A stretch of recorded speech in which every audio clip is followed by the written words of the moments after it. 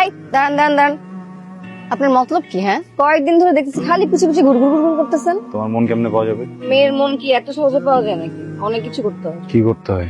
Gift দিতে হয়, ফুল দিতে হয়, আইসক্রিম দিতে হয়। একটা মেয়ে কি এমনি এমনি মাগনা মাগনা পটে যায় নাকি? কি মনে করছেন আপনি? এই কই যান? দোকানে।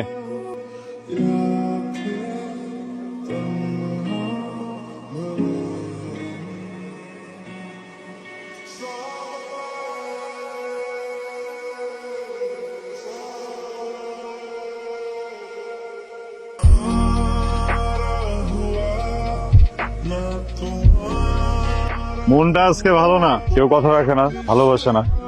মিথ্যা কথা বলার কি দরকার ছিল? আইসক্রিম দেওয়া লাগে, গিফট দেওয়া লাগে, ফুল দেওয়া লাগে। আইসক্রিম দিলাম, কি সুন্দর নিয়ে খাওয়া শুরু করে দিল। গিফটটা দিলাম, নিলই না। গিফটটা না নিলে আগে বললেই তো হইতো, তাই না? তাহলে তার গিফটটা টাকা খরচ করে কেনা লাগতো না আমার। মনটাই খারাপ করে দিচ্ছে। যাই হোক শোনো, আমি তো একটা বিপদের ভিতরে আসছি, বুঝছো? আমার তো ইদানিং মনে কিছু থাকতেছে না। কেন? মনে যে তুমি বসা, স্টোরেজ ফুল, জায়গা নেই। তোমার সিটে মন দিবা? মন দিতে পারি, কিন্তু আমার শর্ত আছে। আমি খোঁজ নিচ্ছি, আপনি অনেক ফাত্তা টাইপের মানুষ, মাস্তান টাইপের মানুষ। এলাকার সব খারাপ কাজ আপনি করেন। আপনার সবার কাছে যে মাপ চাইতে হবে, যাদের সাথে আপনি ঝামেলা করছেন সবার কাছে মাপ চাবেন, আর ওটা ভিডিও করে আনবেন। আমি দেখবো, ওটা দেখার পর আমি ভেবে দেখবো আপনার সাথে থাকা যায় কি। ভিডিও না? এই মানুষের মনের কোনো মতি গতি নাই, কখন যে কি চাই নিজেরাই জানে। এক মিনিট, জীবনটারে যদি একটা সিনেমা মনে করে নেই, এই সিনটা এনেই শেষ। দুজনের ভিতরে যে কোনো একজনের চলে যেতে হবে। আমার তো মাথার উপরে ছাতি নেই, তুমি যাও। চলেন আগায় দেই, ছাতাই তো।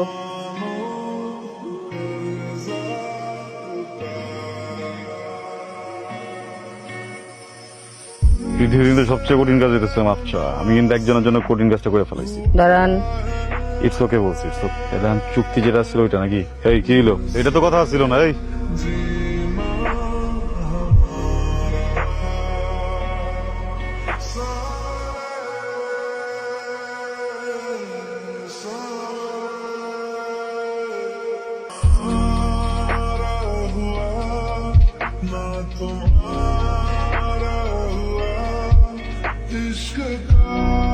ভিতরে যা। এই তোরা যা। আসসালামু আলাইকুম। আমাকে চিনো? জি ভাই।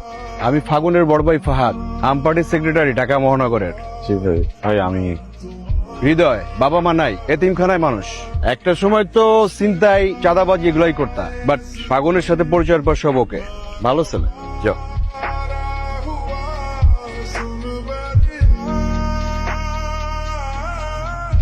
এই তুমি কেমন এলা?